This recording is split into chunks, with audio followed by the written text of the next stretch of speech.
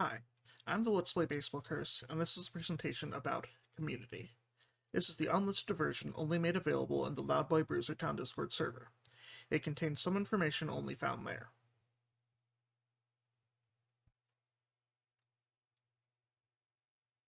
What is a community? By dictionary definition, it's a group of people that has a shared characteristic. It can go by physical location, which can be as small as the building you're in, like your house, apartment building, or dorm, or it could be as large as your neighborhood, city, county, state, region, or even country, too. Communities also form around common interests, like with sports teams, your area of study, hobbies, fandoms, or jobs.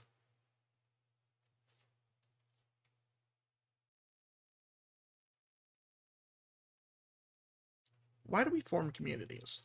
Through tools and cooperation, shared information and values have been important for our survival. It takes a village to raise a child, after all. Forming groups outside of those closest around us have benefits not just for survival, but for our mental health as well. To delve deeper into that mental aspect, we also form communities based on our desires and how they make us feel. Sports bring collective excitement and sadness. At school and at work, we share our happiness and misery.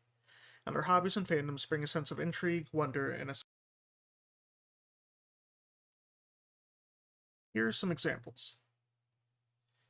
In the Loudboy Bruisertown, we all get together once a month or so to talk about anything and everything. There's space to share and talk about memes, toys, games, books, dragons. Seriously, we need more places to share dragon stuff. Our successes, and more. It's a digital space, free of charge, and IRL commitment where we can just be ourselves.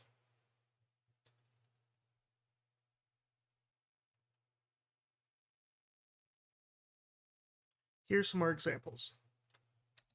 The 2009 TV show Community centered itself around a study group for a community college Spanish class. Despite a dubious setup, the group was based on a common need for quote-unquote survival, which in this case was a passing grade in said Spanish class. It wasn't a space free of judgment of others, or each other, but it was uplifting regardless. Between personal problems that came up at the school, as well as the reasons why the characters were all were in the situation they were in life and at the school to begin with, they had each other's backs. Also, the picture of the dean was the first one they found that was a JPEG or a PNG. Fight me, he's always in some kind of costume. Shush.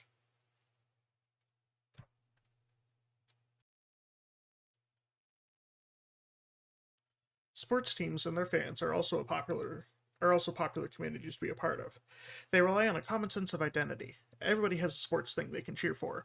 From your school baseball team to the national soccer team, there's always a place and a way to celebrate a team's successes and mourn their failures.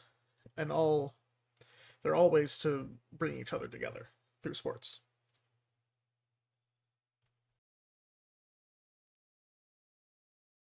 These videos are from the celebrations, as videos are fairly easy to find, and most of the more viral videos reacting to failures can be kind of embarrassing, and I'm not really one to want to show those. The first example, in the top right, are from 2014 in Baltimore, Maryland, over an important hit in the Orioles baseball game against the Tigers. We have both the game footage and fan reaction footage for all of these. The second example is from Kansas City, Missouri, after the team wins the clinching game to go to the championship. And the third is from this most recent Super Bowl, where the team was in Las Vegas playing, but the fans were in Kansas City reacting. The links to all these videos will be in the descriptions of the videos as well.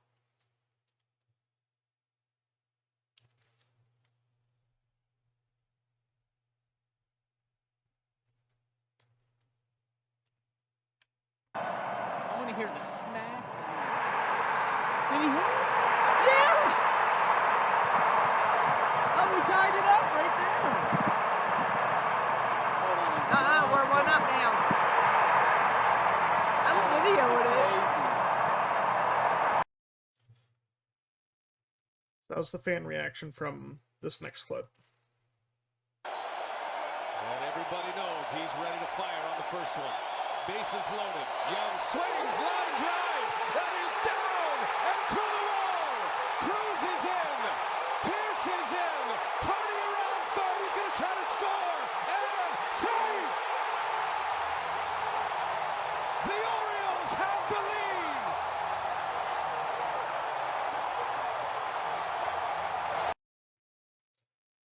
That was the Baltimore one. Next up is the Kansas City one.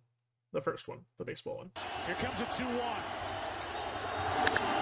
Left side. Moustakis. Royals win the pennant. And now the fan reaction out from outside the stadium.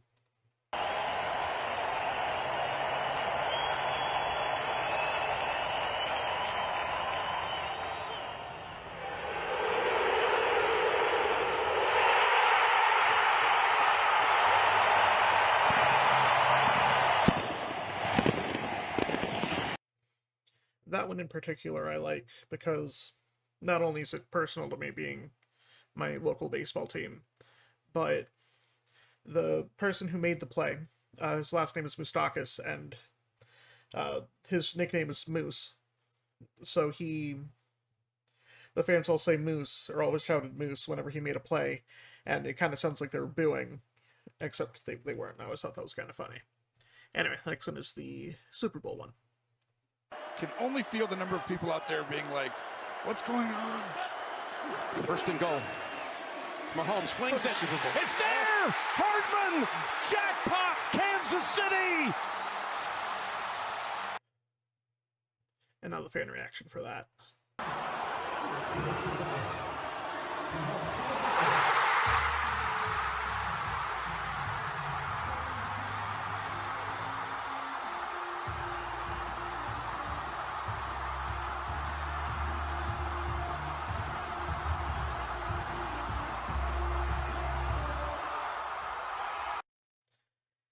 And there was always a video like this whenever the Kansas City team wins a championship. That is our local Power and Light district downtown, and there are always thousands and thousands of people there watching and cheering on the team, whether they're at home or away. And I know there's at least one other video about when the baseball team won the championship that's floating around about the group that was in that same spot too. So those are always some of my favorite videos to watch too.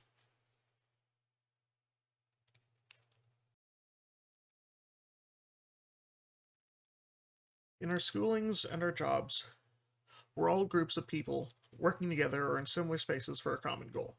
That can be in personal success, providing for ourselves and others, in professional success, trying to advance our careers or having a stepping stone for a better job or life, or the success of the organization, if you're trying to contribute to help a local business grow, help a humanitarian cause, whatever, trying to help that business grow.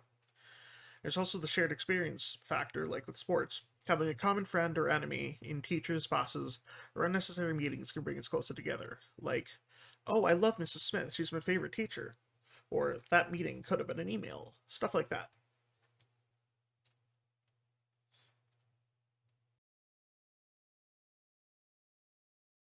The communities and fandoms we form around our favorite media are a way to share the things we love with others. There doesn't need to be any connection beyond that. It also allows for discourse within the space without the same consequences as other topics. I don't have to have the same favorite character as you. In sports, the debate on how to perform the best can determine jobs, careers, and millions of dollars, not just for the athletes, but for the commentary and talk shows around it as well. Office politics also don't interfere.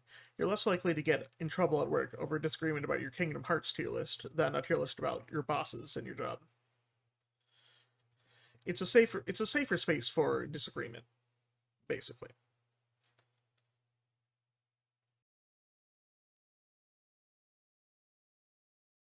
So why do we form communities? Initially, it was a survival tactic to keep us together and help us survive.